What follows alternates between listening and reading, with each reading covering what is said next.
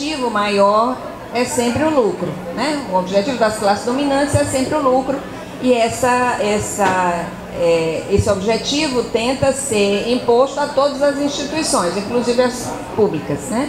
Então essa luta, essa disputa já existia antes desse momento mais acirrado de eleição de um candidato da extrema-direita. Mas é um processo contraditório, né? Nesse processo contraditório, nós tivemos efetivamente um processo de democratização da universidade a partir de 2003. Em números agora de 2017, um levantamento feito pela ANDIFES, a Associação Nacional dos Dirigentes de Instituições de Ensino Superior, né? Institutos Federais de Ensino Superior, se tem que hoje 2/3 dos nossos alunos vêm das classes populares, né? São pessoas que recebem um PIB per capita até 1,5 salário mínimo, né? Então vêm oriundos de escolas públicas. Também triplicou nesse período, também foi triplicado o número de negros na universidade. Então você teve efetivamente um processo, né, de abertura, de expansão, não só de expansão das vagas, mas a realidade das cotas, né? As cotas são interessantes. Eu sei que aqui vocês devem conhecer, mas só para a gente retomar, porque eu acho isso uma característica das cotas importante, né? Na verdade, a gente já tinha uma boa quantidade de estudantes de escolas públicas na universidade. Aquela ideia de que a universidade pública era super elitizada, ela nunca foi inteiramente verdade. Mas ela era verdade para alguns cursos. Então, os cursos de medicina, engenharia, aqueles cursos de maior prestígio social, né, que ocupam os lugares mais bem remunerados socialmente, né, economicamente. Então, esses cursos eram mais difíceis de serem atingidos pelas classes populares. Então, as cotas, elas são interessantes porque elas são adotadas para cada curso, né? Então, 50% de estudantes, né, para um determinado curso, medicina, precisa vir de escola pública, né? Isso é uma realidade revolucionária para esses cursos, que eram cursos realmente dominados pela elite, né? Os frutos disso eu acho que ainda estão para ser colhidos. Então, os cursos de medicina, os cursos de engenharia, os cursos, enfim, cursos que são mais bem remunerados, de direito, né?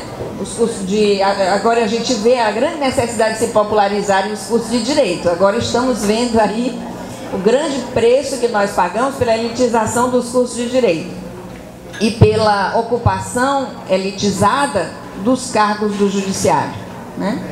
Então a realidade das cotas, ela é importante por isso. Ela entrou na universidade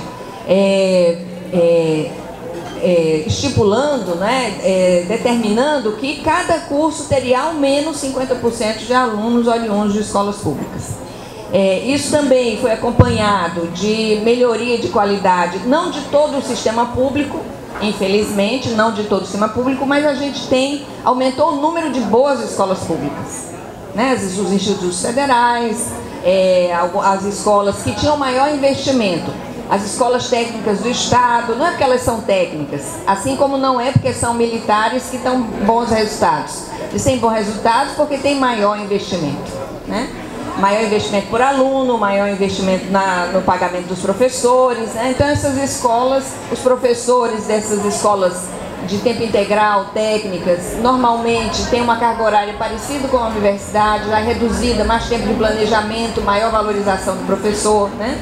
Então é todo um sistema que se moveu no sentido de permitir que o aluno de escola pública estivesse nesses cursos, inclusive, com um bom nível, né? Assim, podendo realmente cursar, né? Fazer esses cursos sem dever nada aos não cotistas, né? Tanto que os resultados, se apostou muito que iria cair o nível das universidades com as cotas, e nada disso aconteceu, né? Ao contrário, hoje há uma vitalidade na universidade pública que a gente não quer perder de jeito nenhum, é muito mais viva hoje a universidade pública do que foi há 15 anos. A época do Fernando Henrique foi uma época de morte das universidades, né?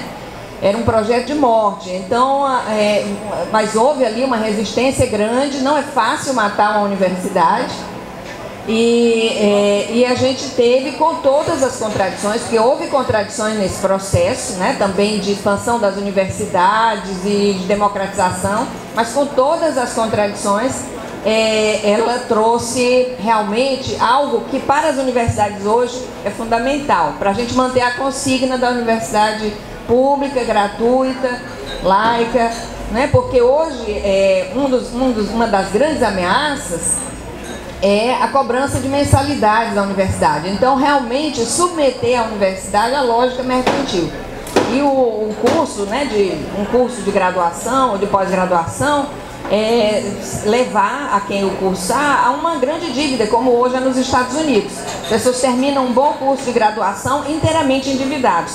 Então, passam muitas vezes 20 anos pagando aquele curso de graduação. Inclusive, se fala nos Estados Unidos que há uma nova bolha, porque é uma nova bolha financeira, porque esses financiamentos estudantis são insustentáveis, as pessoas não vão conseguir pagá-los. Então, aquilo que já está em falência lá, assim como a reforma da Previdência, que já está em falência no Chile, eles querem trazer esses modelos falidos para nós, né?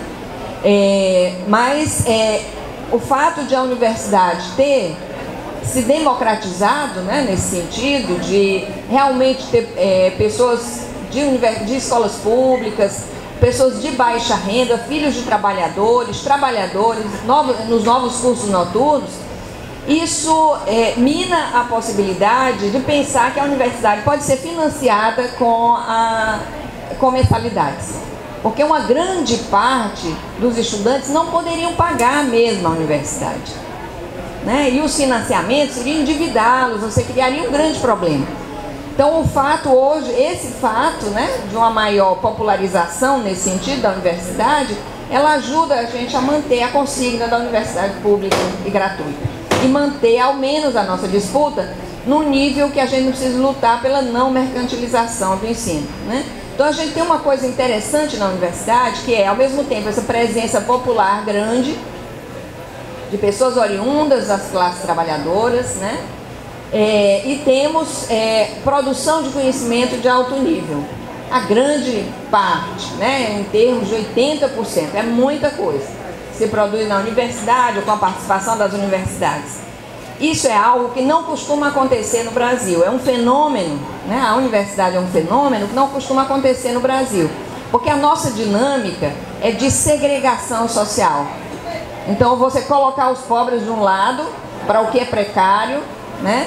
E reservar para os mais ricos, mais bem-nascidos, ou então para uma pequena parcela de filhos de trabalhadores que chegariam à universidade e logo poderiam ser cooptados por essa visão de mundo, separar de um lado, separar do outro lado. Então, a universidade, ela é hoje um lugar muito interessante, porque ela é esse lugar em que as dinâmicas de desigualdade da nossa sociedade não se completaram, né? Então, você tem ali o filho do trabalhador e, ao mesmo tempo, o conhecimento de alto nível sendo produzido, né? A pesquisa em alto nível. Então, eu acho que isso é uma coisa para a gente pensar em termos do que a gente tem que preservar na universidade, né? Porque ela é um fenômeno quase único, eu acho, quase único no Brasil, né? Em termos de instituição pública. É importante também, então, as ameaças agora com esse governo de extrema direita é que ele é tão tosco que nos parece que ele está apontando para uma destruição até da ciência produzida, para destruir a universidade, né? Porque esse lugar da universidade pública, né, em que houve a maior entrada dos trabalhadores, esse lugar não interessa, né? Você vê os ataques que eles fizeram, sempre dizendo que as universidades são redutos de doutrinação marxista, né? isso, o que é mentira, né? Seria bom, mas não é verdade. E assim, também não é doutrinação. Doutrinação é o que eles fazem, né? Doutrinação é o que eles fazem. Eu ouvi, a gente tem uns encontros universitários e foi apresentado um projeto, como projeto de extensão que não é, aí sim um projeto de doutrinação liberal coordenado por um professor aposentado na FEAC. Então era um projeto realmente de doutrinação, né? Doutrinar as pessoas como é bom o liberalismo, como o marxismo é algo negativo, destruidor. Realmente não tinha nem bibliografia o trabalho do aluno. Então isso sim é doutrinação, né? Então o que nos acusam de ser doutrinadores é na verdade para assumir esse lugar de doutrinador. Nós continuamos trabalhando com compromisso, mas sem abrir mão, ao contrário, considerando como fundamental manter o rigor, manter a discussão também em alto nível, né? Considerando a experiência desses novos contingentes populares que entraram na universidade. É muito difícil, como eu disse, destruir uma universidade. É muito difícil. Na época do Fernando Henrique, nós passamos as universidades federais passaram um período muito difícil. Foi em torno de 10 anos, 8 anos o tempo do governo dele, né? Sem concurso. Ele não aprovou, proibiu a realização de concurso. Eu acho que ficou uma realidade parecida com a UES nesse sentido de muito professor substituto, né, Lia? Então quando eu entrei na universidade, em 2005, a idade de professores substitutos no departamento era assim, mais de 1/3 para metade do departamento. E isso vai inviabilizando também a realização da pesquisa, né? Porque o professor substituto trabalha em condições precárias, né? Em vez de abrir a vaga para que a pessoa seja admitida definitivamente, ela fica sendo contratada de 2 em 2 anos. Então fica 2 anos, vai embora, depois vem outro. Então é uma condição precária de trabalho. E então, depois desse período, a gente em grande parte recompôs os quadros, né? Depois do Fernando Henrique com o governo Lula e os governos Lula e Dilma, a gente pode dizer que as universidades federais recompuseram os seus quadros. Então hoje, provavelmente, nós seremos atacados também por aí. É uma velha forma de atacar a universidade. Então reduzir o orçamento. Nós já tivemos isso no governo Temer, que foi o corte de terceirizados. Sempre o mais fraco é prejudicado primeiro. Então corte de pessoal de limpeza, de pessoal de portaria, né? Então a gente teve primeiro esses cortes, né? Mas nós sabemos que esse ataque pela redução do orçamento, ele já vem acontecendo, né? Ele já vem acontecendo de maneira bastante brutal. Acho que nós podemos resistir a ele, né? Nós podemos resistir a ele com muita solidariedade entre nós mesmos, solidariedade com os movimentos sociais. Pode haver essa possibilidade, que já está no horizonte, já aconteceu na UES, perseguição política, judicial e política, né? O judiciário tentando intervir a partir de ações de escolas sem partido, apesar de não haver sido aprovado, mas essas ações elas têm acontecido, basta que o judiciário queira, né? Você tendo um judiciário alinhado, ele já pode fazer ações na universidade de escolas sem partido, e já tem sido feito. E a perseguição a lideranças sindicais, embora o nosso sindicato, a DUFSE, não seja lá dos melhores, né? Mas as lideranças dos movimentos sociais, isso pode acontecer com professores que têm uma ligação com movimentos sociais. Então a gente sabe que essas ameaças são bem prováveis de acontecer. Mas nós sabemos também que podemos resistir a elas, né? Nós podemos e iremos resistir a elas, com muita organização, solidariedade com os movimentos sociais. Em relação àquela, para finalizar só, né, aquela antiga disputa de qual é o caráter da universidade, para quem ela produz conhecimento, eu acho que aí também é preciso que tenha um movimento ativo dos movimentos sociais para a universidade, né? Deixaria essa última né? Eu acho que aí vocês, os movimentos sociais, o movimento sem terra, dos trabalhadores sem terra, também nos ajudam. Trazendo, considerando que a universidade ela tem um compromisso com as necessidades e as lutas desses movimentos.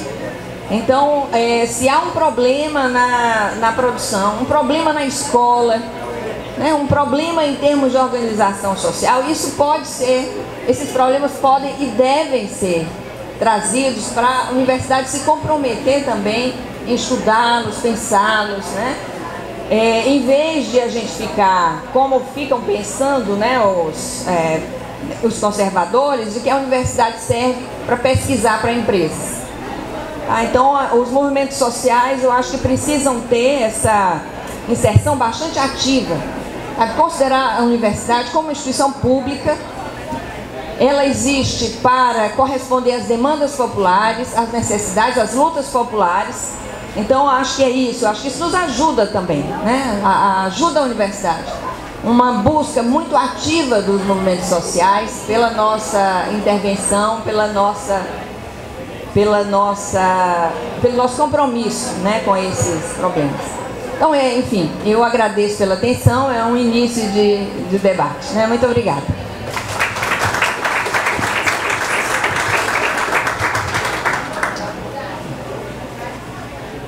Bom dia a todas e todos aqui presentes. É uma alegria também estar hoje aqui na 30ª Feira Cultural. Já participei de outras. E para pensar uma temática, a defesa da universidade pública, gratuita, laica e popular, que na realidade não é um debate só do Brasil. Isso tem sido um debate histórico dentro da região latino-americana e caribenha. Na mística de abertura da nossa jornada, se recuperou o pensamento de Che Guevara, de pensar uma universidade pintada de povo, né, uma universidade popular.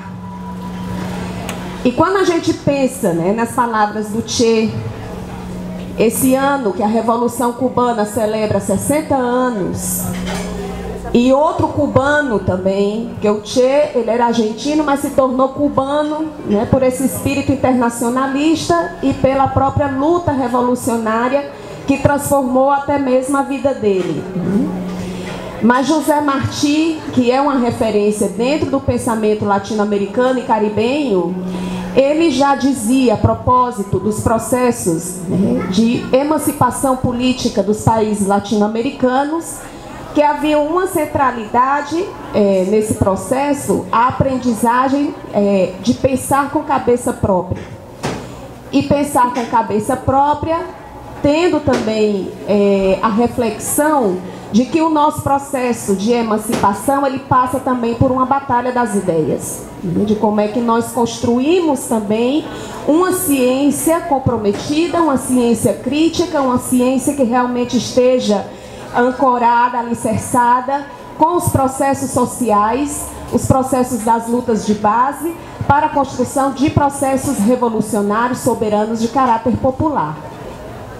E por que eu digo isso? Porque a universidade, para nós, na América Latina, ela foi um projeto tardio. Dentro da América Latina, em especial no Brasil, dos 518 anos da nossa colonização, a universidade surgiu nos últimos 100 anos, né, como um projeto, e que pouco a pouco foi um projeto que começou com as escolas de formação e depois se tornaram, né, as faculdades depois se tornaram universidades. E uma universidade que nasce não com esse espírito popular, como defendia Simão Rodrigues na Venezuela, como defendia José Martí em Cuba, como pensou o próprio Che Guevara. A universidade como projeto, ela nasceu ancorada a um projeto de Estado-nação moderno, de fortalecimento de um projeto nacional, mas que excluía a dimensão popular, que era da classe trabalhadora, dos povos indígenas, dos povos ribeirinhos, da população negra das periferias e quilombolas. Então a universidade, quando ela nasce, ela não nasce com esse espírito popular, porque ela já é parte de um projeto de classe, de forças políticas e forças econômicas, que historicamente são parte desse processo de desenvolvimento histórico da América Latina, que no caso do Brasil é a oligarquia agrária, essa oligarquia escravista, que historicamente também controlou, como bem diz o Movimento Sem Terra, este outro latifúndio, que é o latifúndio do saber e do conhecimento, que é a universidade. Essa contradição, porque a gente sabe que essa negação histórica, Paulo Freire, na Pedagogia do Oprimido, ele justamente recupera esse debate de qual é a centralidade de uma pedagogia da opressão, negando o acesso do direito à educação para a classe trabalhadora do campo e da cidade. Isso tem sido, a obra de Paulo Freire completou 50 anos e a gente vê a atualidade do pensamento de Freire, quando demonstra que realmente há um projeto de educação que é construído a partir dessa lógica do antagonismo de classe. Entretanto, a gente sabe que também é parte da luta histórica, a luta popular, o processo também de reivindicar o seu lugar de inserção dentro dessa universidade e derrubar essas cercas do latifúndio do saber, que é a universidade pública. E aí a gente observa que nos últimos 30 anos, pelo menos, no Brasil, mas também em outros países da América Latina, a universidade ela tem sido disputada pela classe trabalhadora.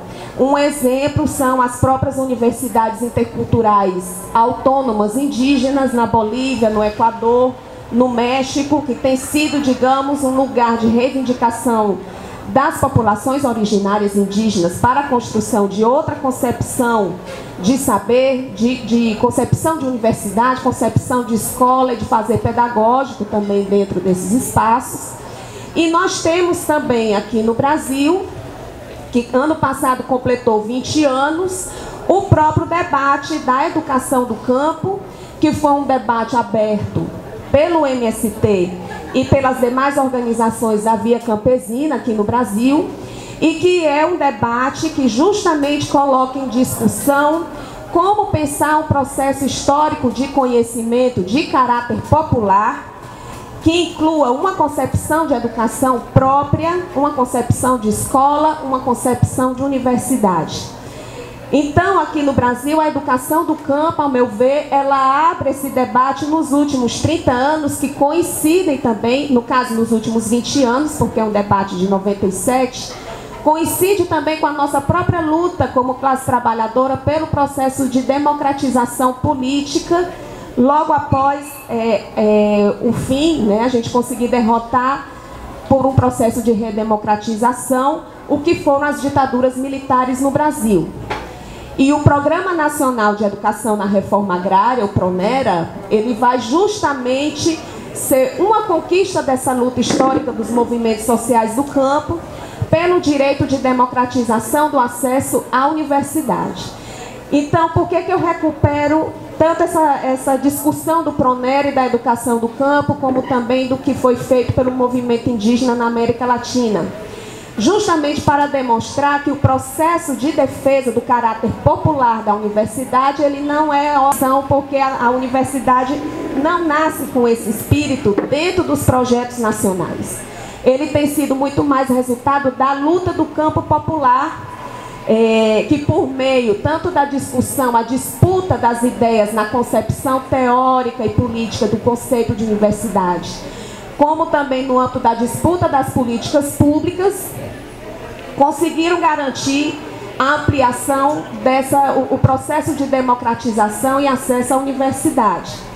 Então, quando nós chegamos com a eleição de um governo popular pela via do voto popular, que no caso foi o primeiro governo do presidente Lula, e tudo que foi inaugurado a partir daí, a gente começa a ver como essa pressão também da base popular, ela vai refletindo também na natureza da política de educação superior no Brasil.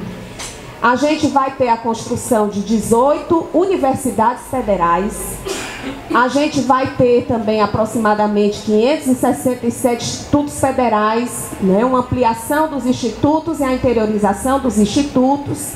E a gente vai ter também uma política de inserção, né, de um alunado, um processo de democratização do acesso, que embora seja contraditório, porque por um lado você vai ter também, dentro do marco da política de educação superior, o financiamento para o acesso à educação privada, e o financiamento é justamente esse risco do endividamento.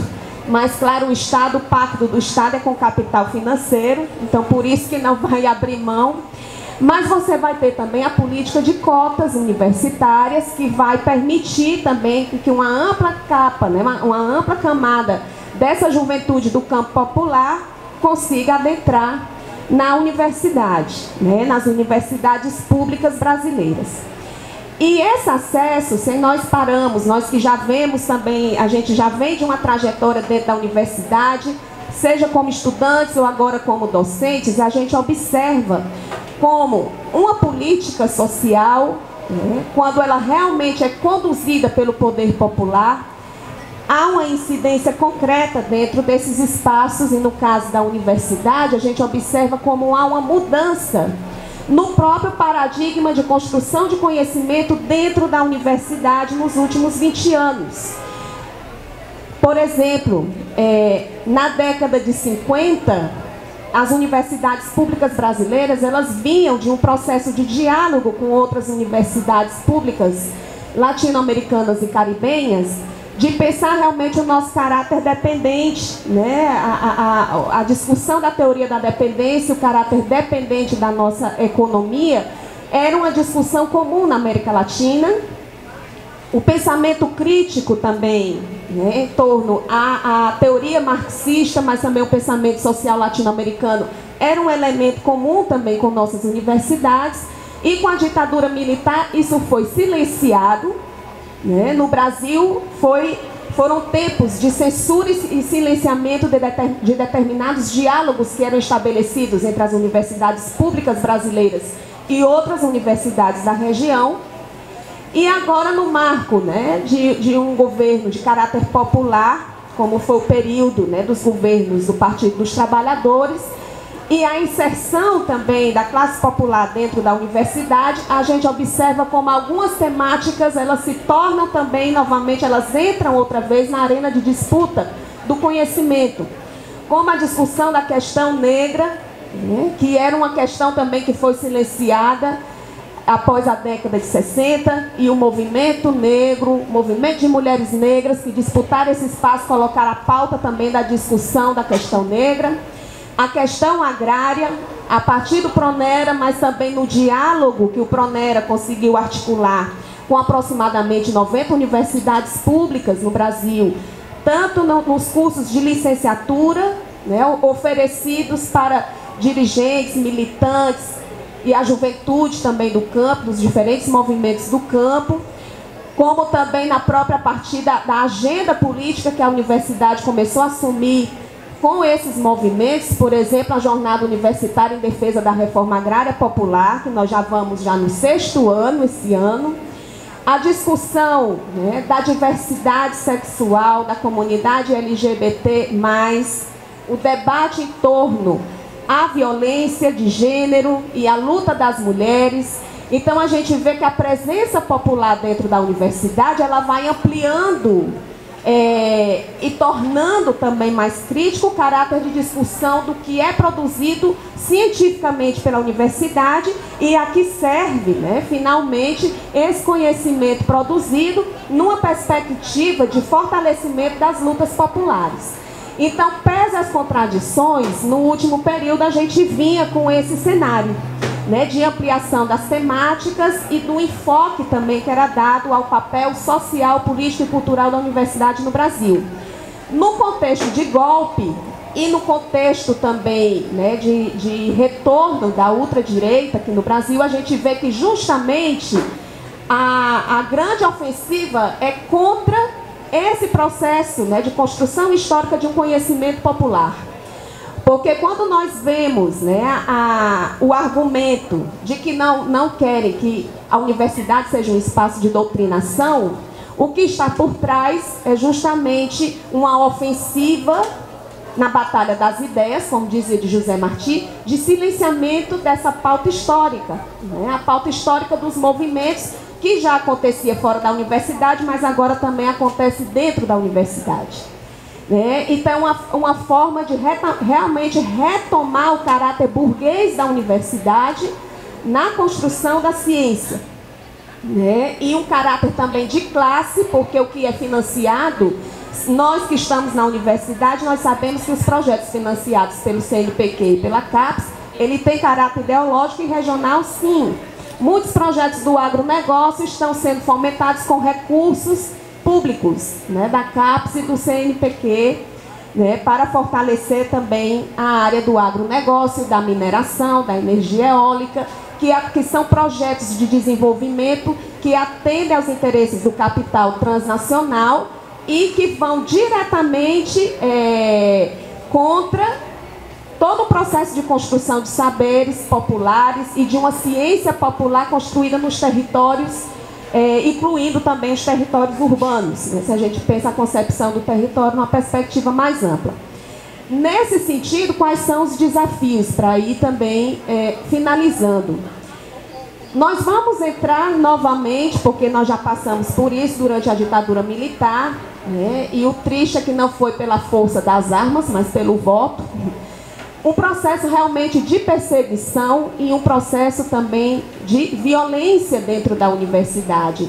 O ano passado nós terminamos o ano observando casos concretos de violência física e violência também verbal dentro das universidades contra as populações que conseguiram ter acesso nesse processo de democratização ao ensino superior, né? Principalmente a população negra, a população também indígena, a juventude camponesa também, que a gente viu os relatos também de violência sofridos dentro da universidade. O risco também de não termos mais sequer, né, financiamento para projetos. Essa semana mesmo tivemos uma semana pedagógica na UES, e a preocupação era, agora a gente vamos ter que camuflar o nome dos nossos projetos para conseguir financiamento, porque parece que algumas palavras, se a gente colocar no título do projeto, já é vetado. Mas eu acredito que é um caminho sem volta. Concordo que não é fácil você destruir a universidade, menos ainda destruir a universidade quando você já conseguiu ocupá-la, né, dentro, a partir da base popular, como é o caso da Universidade Pública Brasileira, que hoje existe concretamente presença do campo popular dentro da universidade. Nós temos algumas iniciativas também da base popular na defesa da universidade. Como eu falei, a jornada universitária, ela tem sido um espaço também de defesa do pensamento crítico dentro da universidade e de articulação de uma agenda também com os movimentos sociais do campo e também com a classe trabalhadora da cidade. Há 2 anos, no México, também tem sido impulsionado pelo movimento zapatista um debate muito, muito, muito importante nesse contexto da defesa de uma ciência popular, que é o encontro Consciências pela Humanidade, justamente um encontro em que se reúne pesquisadores, pesquisadoras das diferentes áreas do conhecimento no México e também em outros países, para pensar como construir uma ciência popular, uma ciência que realmente esteja vinculada às lutas nos diferentes territórios. E a gente vê que esse movimento, né, aqui no Brasil nós estamos dentro de um governo fascista e infelizmente é um cenário latino-americano, porque a gente olha que a ofensiva é no Brasil, é na Argentina, é no Chile, em outros países também que historicamente vem sofrendo essa ofensiva também contra a educação pública, mas nós também devemos ver que essa articulação das resistências, ela também é internacional, né? Porque às vezes a gente vê, usando aqui a metáfora dos zapatistas, a hidra capitalista, que você corta uma cabeça e sai 2, Mas nós também somos muito, e aquela canção do Cancioneiro das Resistências, que quem não pode com a formiga não assanha o formigueiro, significa que nós também somos essas formigas, e bicho ruim é formiga mordendo os pés, né? Então que nós sejamos essas formigas, né? Formigas no sentido realmente de continuar um trabalho de formação sem temer, né? Sem temer as perseguições, porque nos grandes momentos de contradições são momentos também que emerge a luta popular com mais força. E agora também no momento, né, de luta da América Latina, a gente revive os 60 anos da Revolução Cubana, que é exemplo de uma educação pública gratuita, laica, popular. Nós relembramos os 25 anos do levantamento armado zapatista, que inclusive com a consigna eles celebraram agora no dia 1º. Nada é impossível até chegar à véspera, porque justamente quando houve o levantamento armado, eles disseram, né, que pensavam que seria impossível. Já são 25 anos de construção da autonomia em territórios indígenas no México. Nós vemos também a articulação das mulheres. Nós mulheres também, no último período, temos sido também vozes que temos disputado essa produção de uma ciência também, com voz, né, com corpo e com sentimento de mulheres também luta dentro da universidade. E nós temos também todos os movimentos populares, né, que aqui também hoje estão presentes, que estão nos escutando, e a gente sabe que a universidade não há mais volta. Eles não vão conseguir a ofensiva virar, mas eles não irão conseguir destruir esse caráter popular, porque a gente já derrubou a cerca do latifúndio do saber e do conhecimento. Obrigada.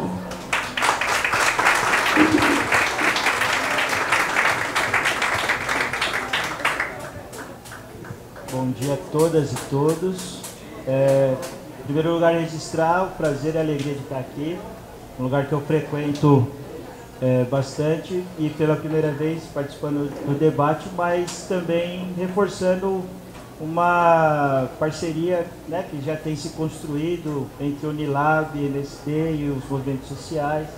Então é bastante importante eu estar aqui, né, dividindo esse espaço com vocês, né, com todos e todas, e também trazendo essa discussão sobre a universidade uma perspectiva da universidade popular, né?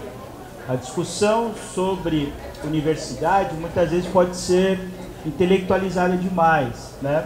Muitas vezes ela pode ser apropriada por pessoas que historicamente, né, tiveram à frente, né, que foram mais beneficiadas pela universidade, né? Mas discutir universidade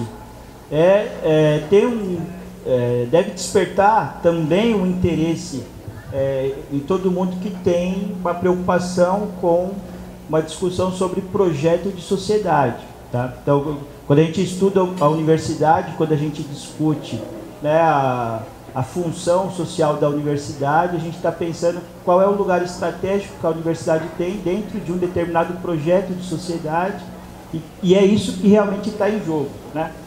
Então, é bastante importante a gente fazer essa discussão não afastada, né, do povo, não alheia, né, às demandas do povo, né? Daí falar então de uma universidade popular.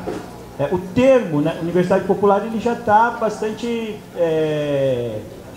consolidado no campo da educação, né? Ele tem uma amplitude um pouco grande. A gente pode falar de universidade popular no sentido de uma educação não formal, né, para pensar estratégias também de formação dentro dos movimentos sociais, dos movimentos populares. Então, a gente pode pensar, por exemplo, a Escola Florestan Fernandes como um modelo de universidade popular, embora ela não tenha um curso de graduação, não um diploma, mas ela é uma universidade popular porque está formando, né, conhecimento e intelectuais para atender, né, a demanda dos movimentos populares, né? Há uma série de iniciativas já históricas de universidades populares nesse sentido, tá? Mas recentemente, né, a gente pode também falar de um projeto de universidade popular no campo da educação formal, tá? E a gente pode se referir a um certo grupo de universidades criadas no governo Lula como, né, universidades populares, tá? Então a gente tem a Universidade da Fronteira, a Universidade Federal da Fronteira Sul, né? A gente tem a UNILA, a gente tem a Unilab, a gente tem a Universidade dos Pampas, a Universidade do Vale do Rio São Francisco, como projetos de universidade popular. Tá? Muito embora nem sempre o termo vá aparecer, né, nos projetos dessas universidades, tem muita gente reivindicando, né, os projetos dessas universidades como de universidades populares. E aí um convite, né, para a gente ler, né, as diretrizes dessas universidades e tentar enxergar ali justamente que projeto de sociedade está sendo pensado a partir do lugar estratégico que essas universidades têm. Tá? Então, né, como a Lia disse, são demandas dos movimentos populares que forçaram, né, a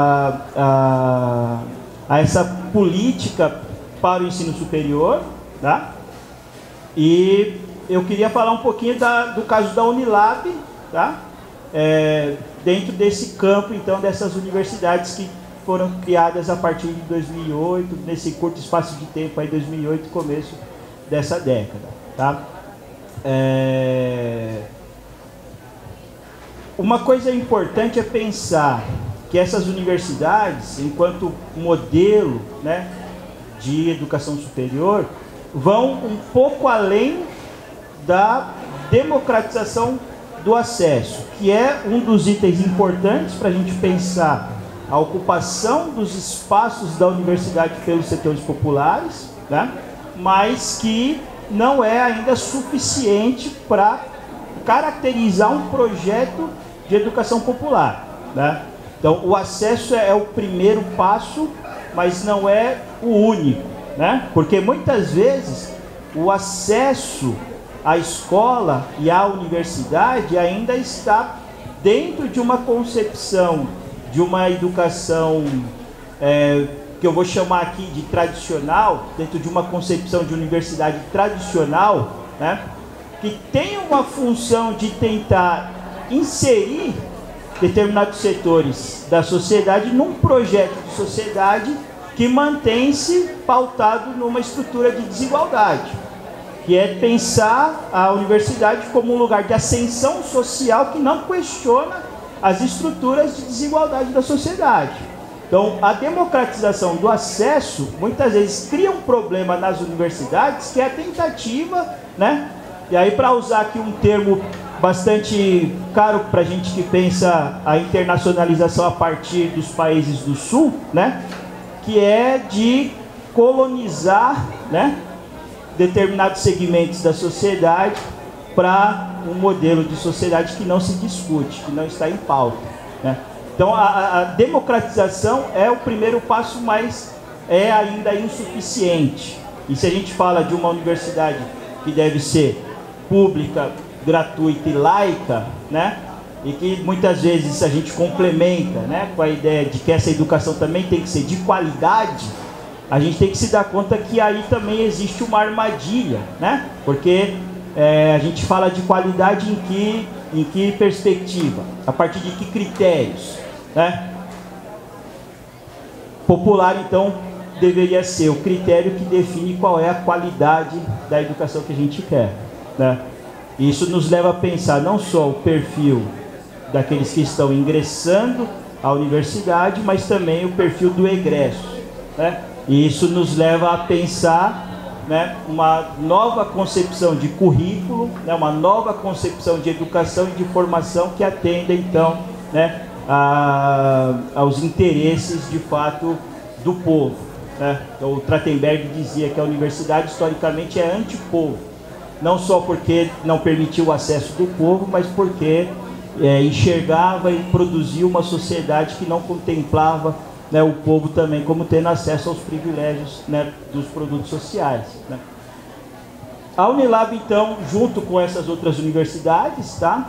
E aí eu vou falar da Unilab também pensando muito das contradições de implementação de um projeto, né, que nas diretrizes é extremamente bonito, extremamente importante, né? Foi ler nas diretrizes que eu me interessei por prestar concurso na Unilab, então, assim, enxergar justamente uma universidade onde eu tivesse a possibilidade, né, de concretizar boa parte daquilo que eu já tinha como concepção e valor para a educação, né? Mas eu vou falar das contradições também da implementação desse projeto, imaginando que são coisas parecidas que ocorrem nas outras universidades populares, né? São universidades recentes que devem ser estudadas, que devem ser pesquisadas, até para a gente verificar, né, quais são os desafios e as possibilidades para a construção de uma universidade popular. Há uma necessidade, então, de uma ciência descolonial, né? Uma ciência que não atenda ao modelo tradicional de universidade, que tem algumas características, tá? Essa universidade tradicional é elitista ou forma para os interesses de uma elite, né? Quando a gente fala de uma universidade mercadológica, tem dois sentidos aí, tá? Tanto mercadológica, quando pensa a produção de conhecimento para entender os interesses de um complexo bélico industrial, que financia boa parte das pesquisas e que tem também as condições de se beneficiar de muito da pesquisa que se faz nas universidades tradicionais, né? E é mercadológica também porque, né, agora a gente está vivendo um período muito forte disso, de uma tentativa de fortalecimento do ensino superior particular, né, e que trata a educação como produto, né, como produto do mercado, tá?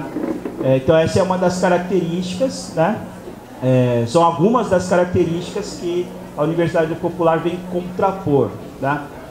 A concepção do currículo da Unilab, a partir da própria construção dos seus cursos, tinha como objetivo, então, contrapor isso. Se pensou em 5 áreas de conhecimento e de formação, né? Produção de alimentos, e aí pensar a agronomia, né, numa perspectiva que não é a do agronegócio, tá? Então são poucos os cursos de agronomia, né, que de fato são construídos a partir de uma perspectiva de agricultura familiar, né? Então essa é a primeira coisa, a produção de alimentos numa perspectiva da agricultura familiar. Saúde, de enfermagem, né, que, como pensado lá nas diretrizes, também privilegiava o campo da saúde popular, né? Então pensar, inclusive dentro de algumas concepções dos países parceiros, né, que compõem a Unilab, que significa Universidade da Integração Internacional da Lusofonia Afro-Brasileira, tá?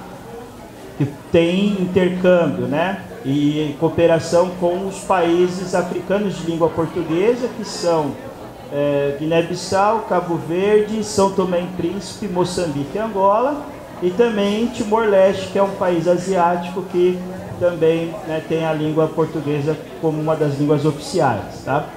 Então, pensar o papel desse enfermeiro, dessa enfermeira, dentro de um determinado protagonismo, né, que deselitiza, né, a função da medicina, tá? Como também um lugar, não só como direito, né, mas como medicina e direito, como esses lugares privilegiados e ocupados pela elite. A tecnologia de produção de energias sustentáveis, tá? Então, engenharia de energias, pensando produção de energias sustentáveis.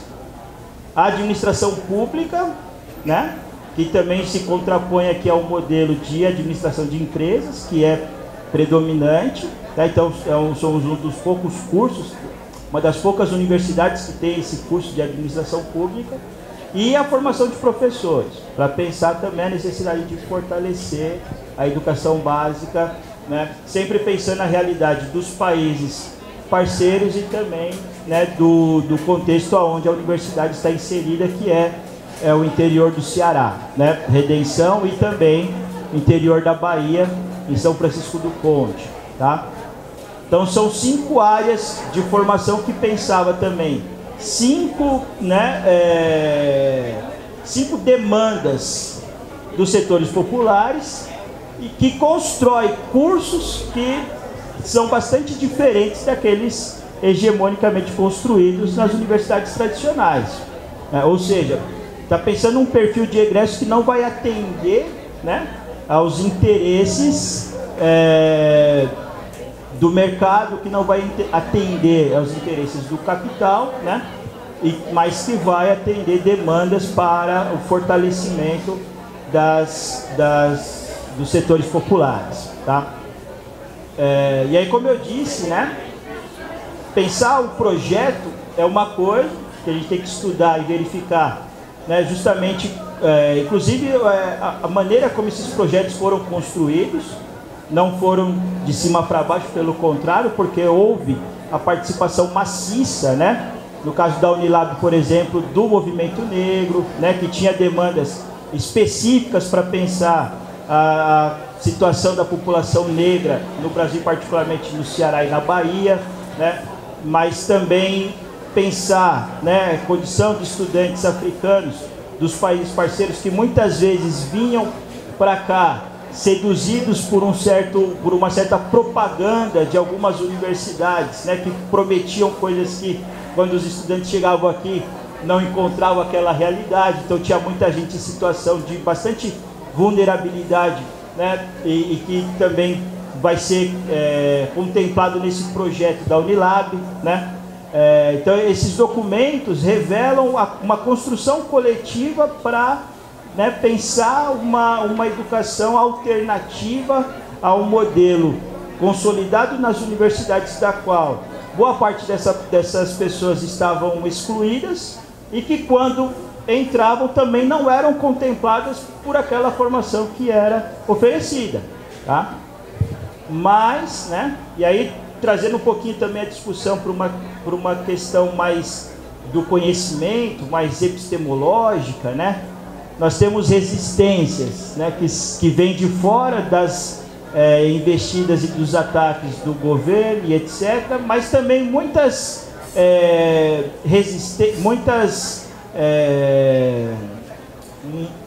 dificuldades de implementação desse projeto, que vem de uma dificuldade de assimilarmos. Nós, professores, professoras, gente da gestão envolvidas na universidade, de assimilarmos justamente a necessidade de nos transformarmos, né, para essa universidade popular, uma vez que nós não fomos formados, né, numa universidade popular, né, não fomos formados em cursos que têm essas perspectivas que a universidade cria, né, nos paradigmas científicos, né, que ela tenta implementar.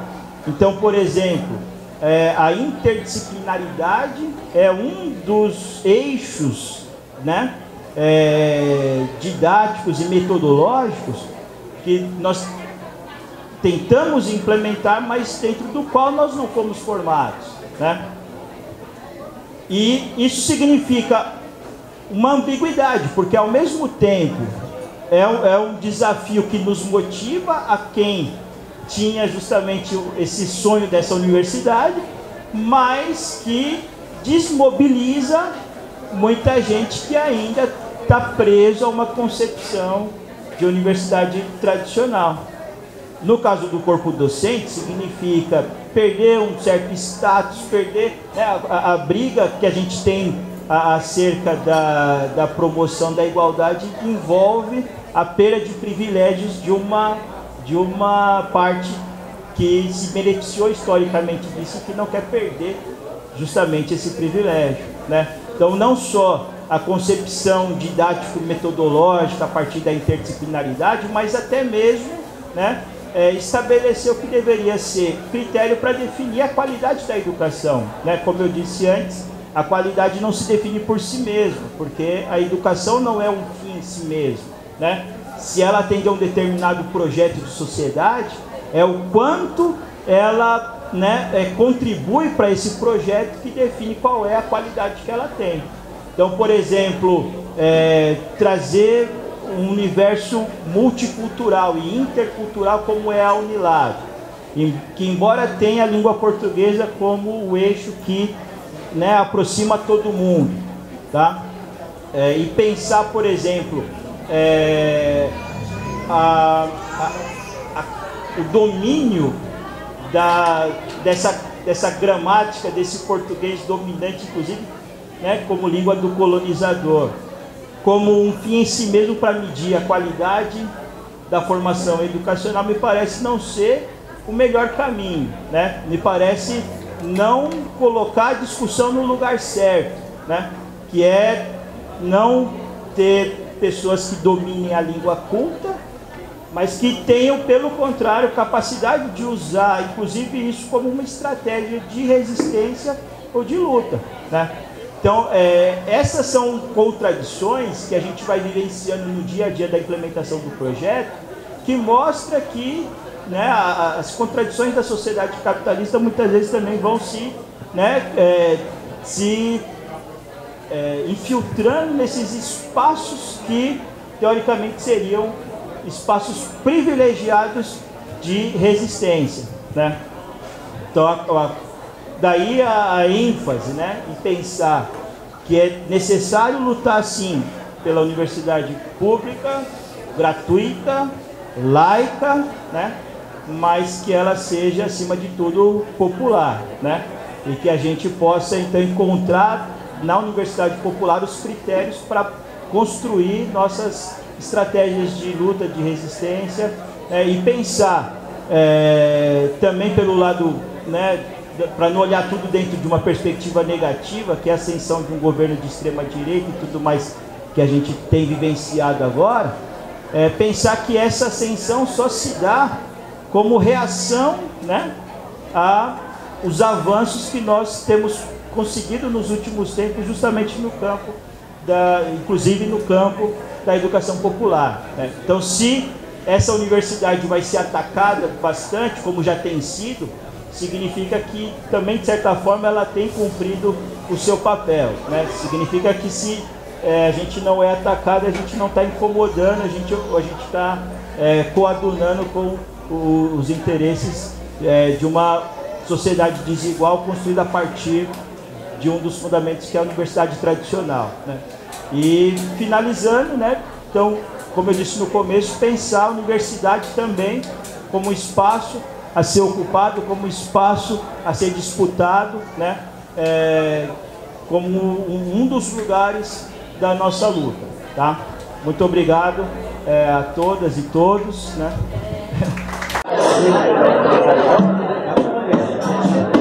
Olá, eu sou Irenísia Oliveira, professora da Universidade Federal do Ceará.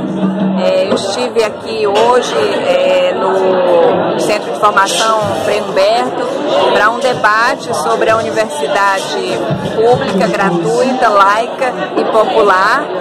Então, houve 3 falas, a minha fala, da professora Lia, da UES, do professor Leandro, da Unilab, e nós falamos sobre o processo de democratização da universidade na última década, o processo de democratização do acesso, como isso foi importante e transformou realmente a realidade das universidades públicas, né? Hoje é grande participação popular de filhos de trabalhadores e trabalhadoras nos cursos da universidade, inclusive os cursos mais disputados, medicina, direito, as engenharias.